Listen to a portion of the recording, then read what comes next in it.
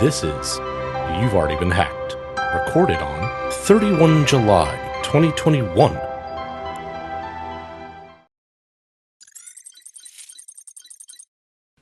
This week, we're going to start off by covering a news story that we did previously touch on in the last couple of weeks. So the Iranian railway cyber attack that we discussed. Well, what we have found out since the original disruption was reported, that a new file wiping malware called Meteor was discovered used in those attacks.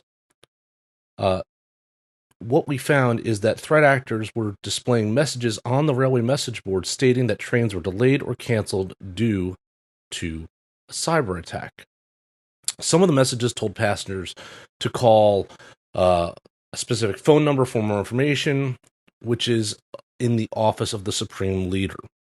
In addition to trolling the railway, get this, the threat actors locked Windows devices on the network with a lock screen that prevented access to the device. So definitely some trolling going on. Now, Meteor, the malware used here, is what's known as a wiper. And a wiper is something that intentionally deletes files on a computer and basically nukes the computer. It causes it to be unbootable. This is very different than traditional ransomware attacks because ransomware attacks encrypt the data. At least that's their intent, because they want to make money off of you getting your data back. Whereas a wiper, it's destructive and just wipes everything out. So definitely a different MO occurring in this event. This particular attack is being called Meteor Express. There you go, related to your trains, right? It utilized a toolkit that included a bunch of batch files and some executables to wipe the system itself, lock the device's master boot record, and install a screen locker. So, doesn't matter what you were going to do as an individual here or as an IT specialist, right? I mean, you may do something significant, but at the immediate level, the disk is wiped. The portion of the hard disk that controls the very first inputs and outputs of the system on startup, that shows the system, it used to be called a BIOS, in many cases it's called UEFI now, gone. That's locked out. And then on top of that, somewhere probably in that UEFI, they have a lock screen where you can't get past that, where they corrupted something in the BIOS to create a lock screen. So 3 layers awful to deal with.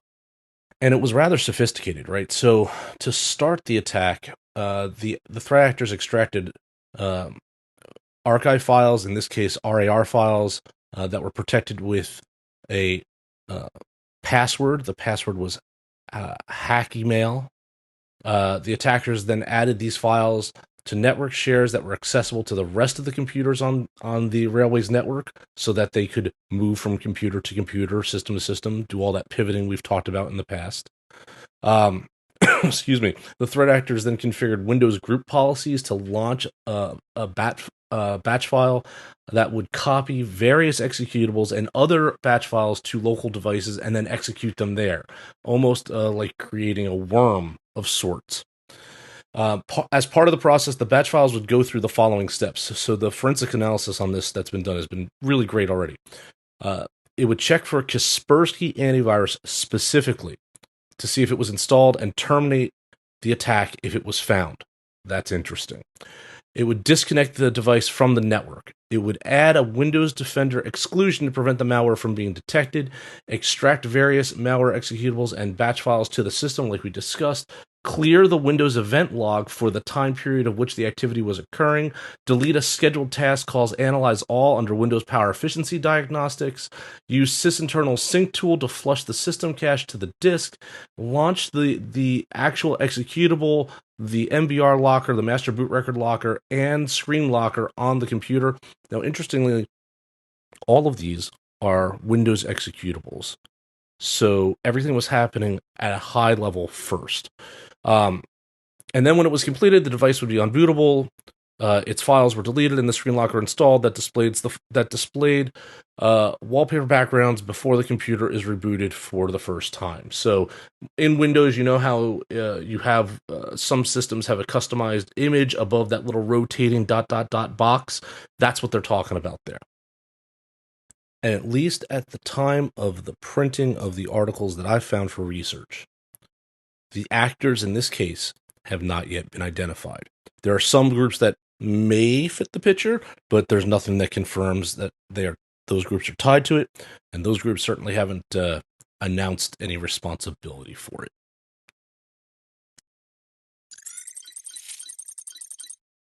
Before we go into more doom and gloom, let's chalk one up for the good guys.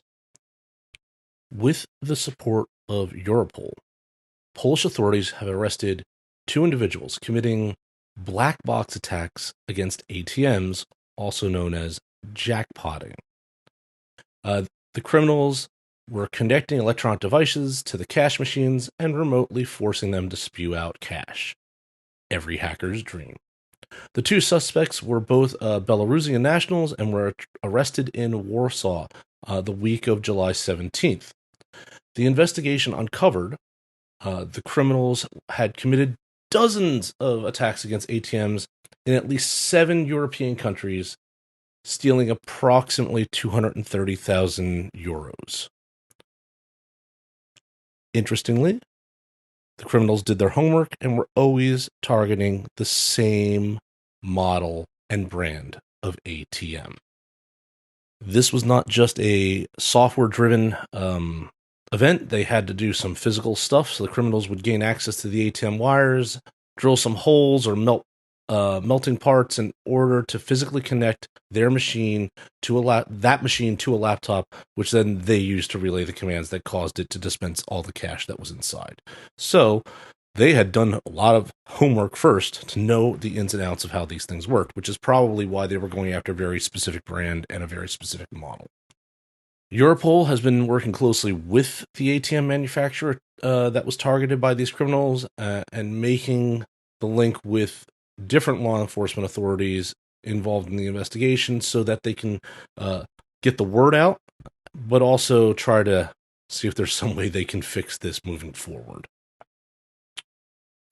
Interestingly, or at least specifically, the at the national level, the countries that were involved in this particular law enforcement activity involved Poland, Germany, Austria, Switzerland, the Czech Republic, and Slovakia.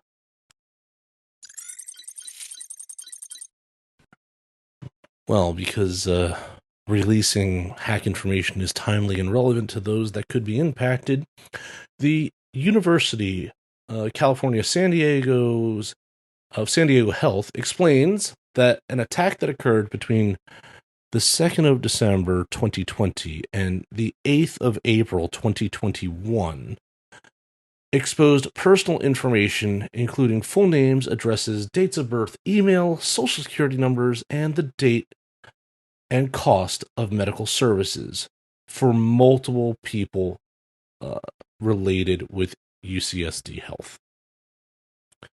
UCSD Health says that the matter was referred to the FBI. Post-investigation, UCSD Health has said it will contact the individuals whose personal data was exposed and offer them a year of free identity theft protection services. Because that's what everybody needs. Maybe it should just become, public law that this is just everyone's should have free credit monitoring, because by the time we're done year over year, we're going to have credit monitoring until we're all dead at the rate that stuff gets hacked. And we have talked about this before. We talked about this through the height of the pandemic, and as news stories have continued on and on, the healthcare industry has been inundated with attacks over the past year, 18 months, and their cybersecurity efforts at large, right? I'm sure there are specifics, but at large have not kept pace. A report from Cloudian recently found that 65% of organizations that fell victim to a phishing attack had previously conducted employee cybersecurity training, which tells me that the training is not adequate or outdated or not registering with those that are taking it. I have found that in many cases, if you're taking mandatory cybersecurity training at a company, you're doing it because you have to, and you're probably not retaining what's important there. Even though the company tells you to, let's be honest, everybody, some stuff you're doing to check the box. And I'm willing to bet in many cases, this is what's occurring. The healthcare industry needs a lot of help with its cybersecurity. We rely on all of it for a lot of things, and that's one of the places that ends up with a lot of our personal and pertinent data. And rightfully so. They need it to make sure each of us individually can get the level of care that we need for whatever's going on, so that we can continue to be productive in society and healthy and happy and all those things, right? Great. But we need them to be able to protect it. And the data right now suggests at large they are either unable or unwilling to do so.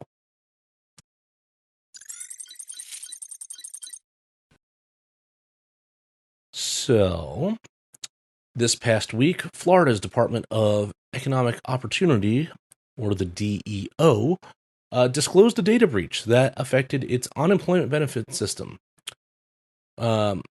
Which had targeted about 58,000 claimant accounts.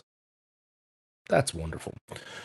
The breach affected accounts within the Reemployment Assistant Claims and Benefits Information System, commonly known as Connect.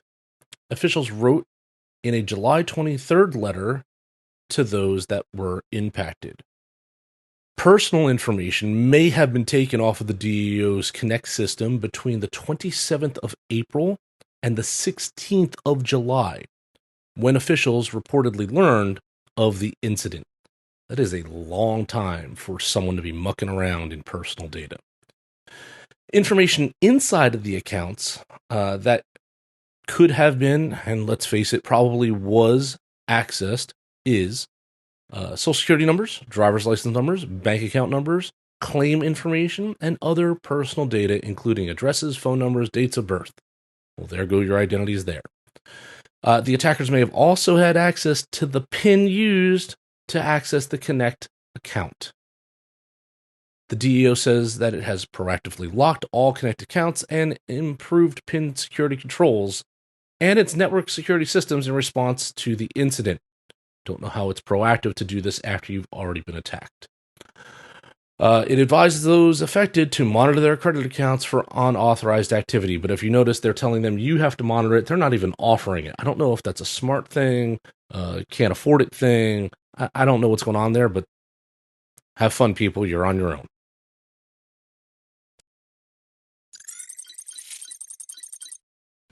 And finally, on Tuesday, July 27th, the U.S. House Subcommittee on National Security held a hearing focused on the security of the country's election grid.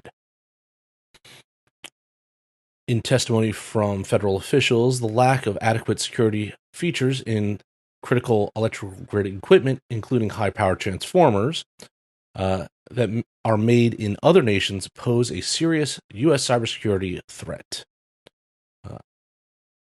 As a result of this, officials told the subcommittee they are pushing for domestic production of more electrical equipment, supported by financial incentives and allowing for implementation of proper security standards.